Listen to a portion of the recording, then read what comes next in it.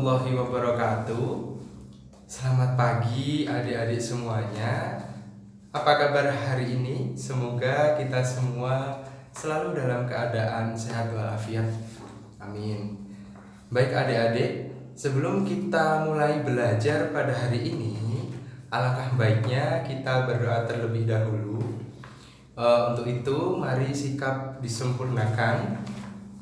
Sudah? Baik, berdoa menurut keyakinan kita masing-masing dipersilakan.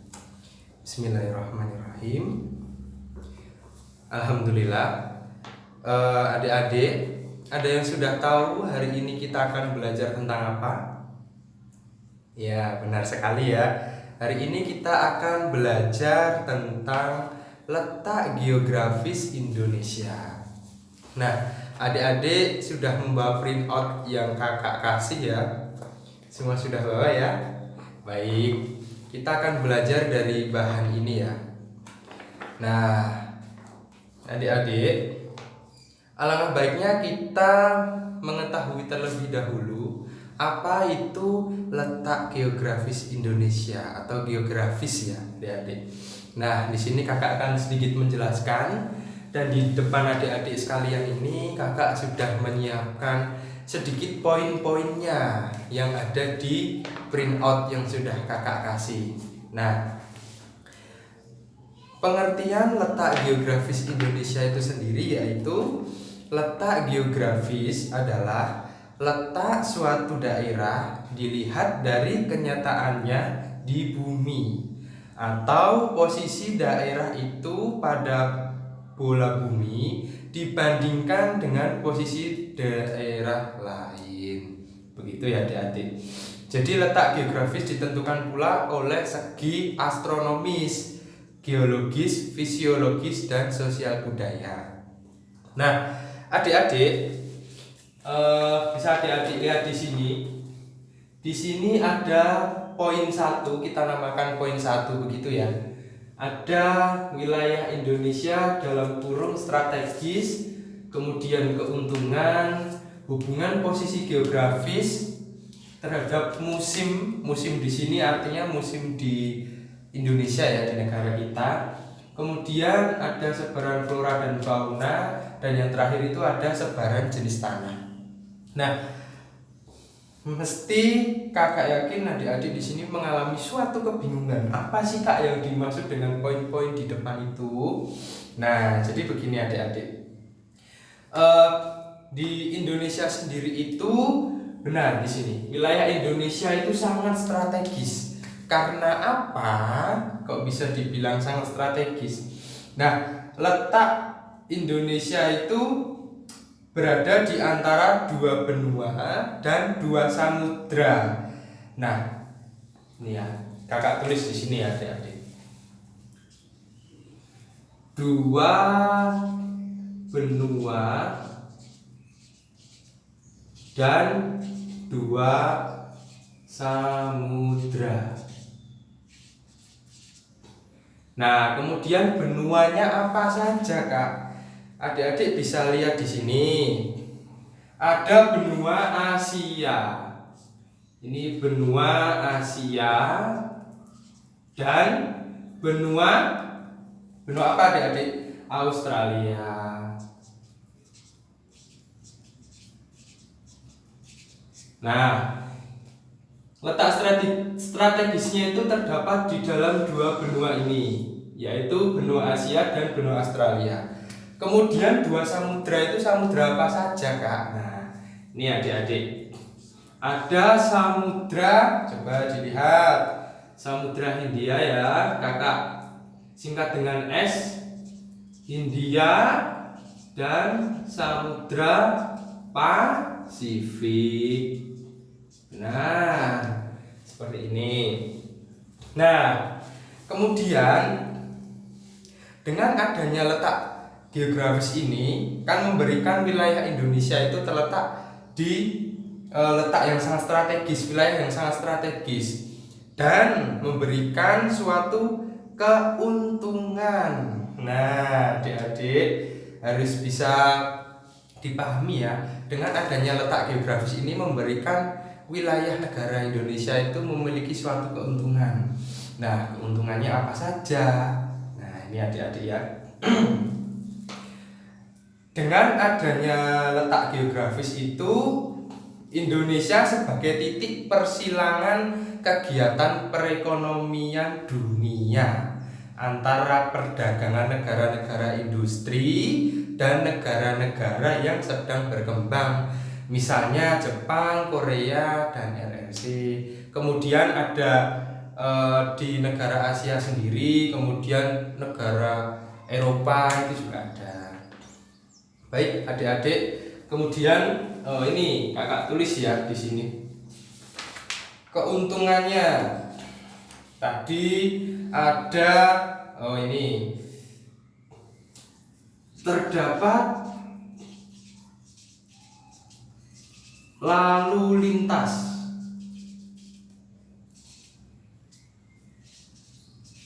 perdagangan antar negara. Nah, lalu lintas perdagangan antar negara ini berada di baik di laut dan di udara ya adik-adik, harus dipahami itu. Kemudian, nah, dengan adanya letak geografis di negara kita, di Indonesia itu memungkinkan terjadinya perubahan musim. Nah, di Indonesia itu terdapat berapa musim adik-adik? Terdapat 2 musim, yaitu 1 musim hujan atau penghujan ya, dan musim kemarau. Nah, di Indonesia itu terdapat 2 musim, yaitu ada musim hujan dan musim kemarau. Hal ini disebabkan karena adanya letak geografis Indonesia itu sendiri. Begitu ya adik-adik. Nah, ada kurun waktunya enggak Kak pergantian musim itu berlangsung? Ada, tentu ada, yaitu setiap 6 bulan sekali. 6 bulan sekali ya adik-adik ya. Nah, biasanya musim kemarau sendiri itu terjadi pada bulan April sampai Oktober.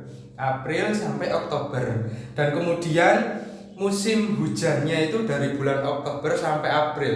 Jadi perubahan musimnya itu secara rolling setiap 6 bulan sekali. Begitu ya adik-adik. Hubungan posisi geografis terhadap musim. Nah, ini kita artikan terhadap, biar adik-adik semua nggak bingung. Nah, terhadap begini adik-adik.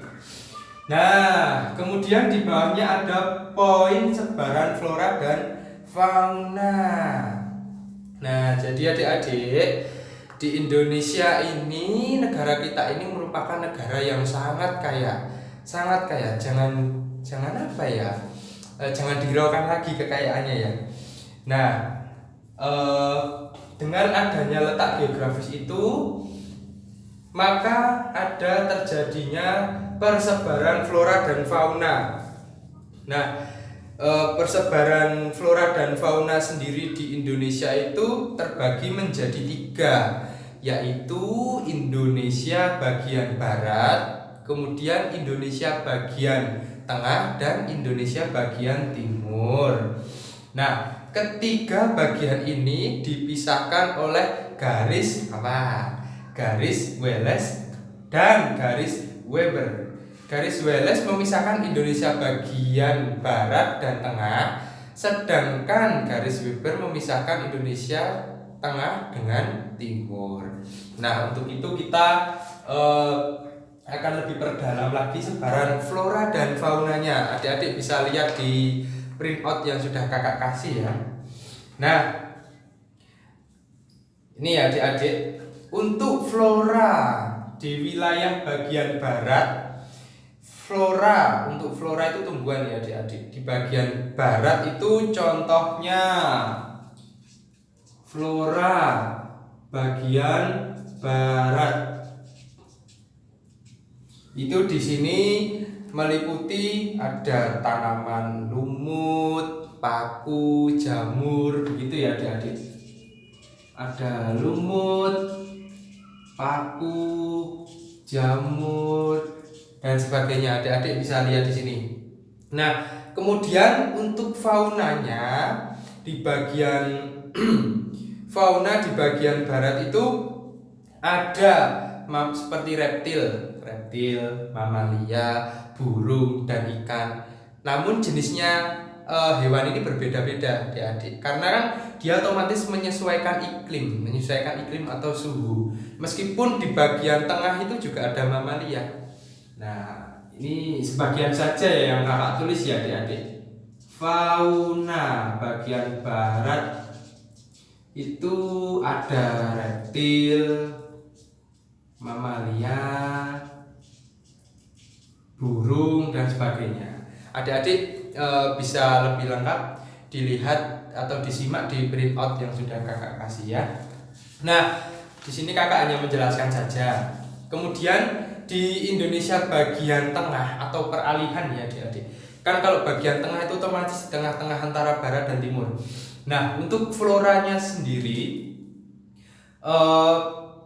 itu seperti contohnya rempah-rempah seperti pala, cengkeh, cendana, eboni, dan anggrek. Itu Indonesia bagian tengah mengenai floranya. Nah, kemudian di sisi itu ada faunanya. Faunanya juga maksudnya terbagi dari beberapa jenis ya adik-adik. Di bagian Indonesia tengah itu ada anoa, babi rusa, burung maleo, seperti itu ya adik-adik. Adik-adik tentu sudah pernah melihat ya jenis-jenis hewan ini.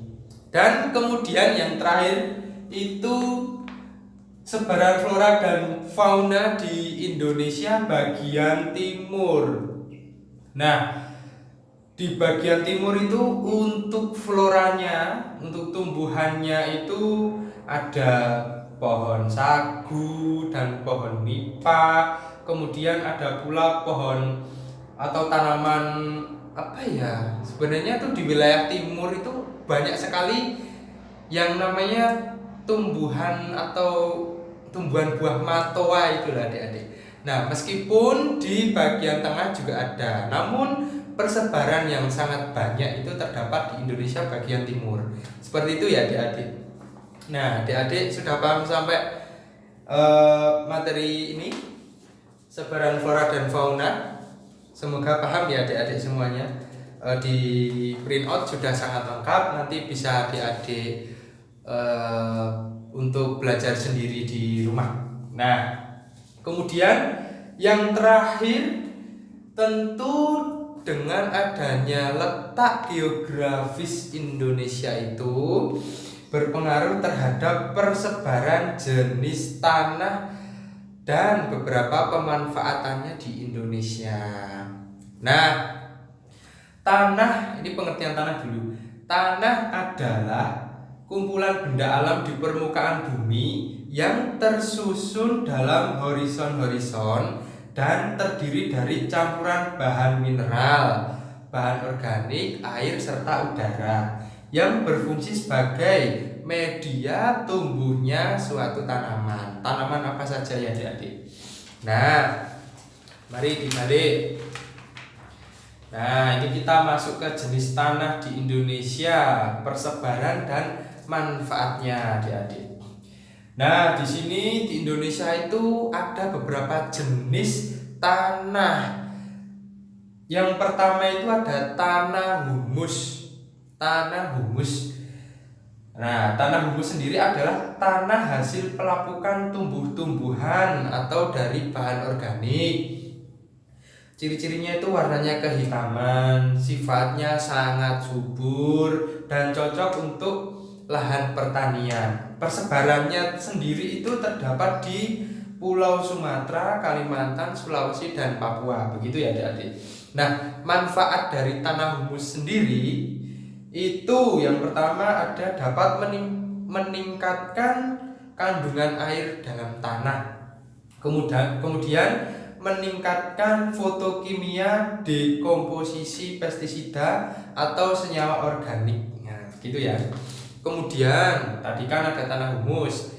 Nah, yang kedua ini ada tanah vulkanis, adalah tanah hasil pelapukan bahan padat dan bahan cair yang dikeluarkan oleh gunung berapi. Nah, seperti contoh adik-adik, pada tahun 2010 itu Gunung Merapi kan mengalami erupsi. Memang dampaknya itu sangat luar biasa, dampak negatifnya itu ya.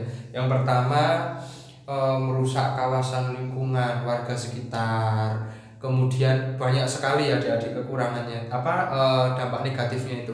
Tapi di sisi itu, tanah yang dilontarkan dari Gunung Merapi itu merupakan tanah vulkanis, dan tanah itu memiliki tingkat kesuburan yang baik bagi tanaman. Nah, awal meletus, itu kan tanahnya berserakan, tanah panas semua, makanya itu membunuh semua tumbuhan yang hidup subur di situ.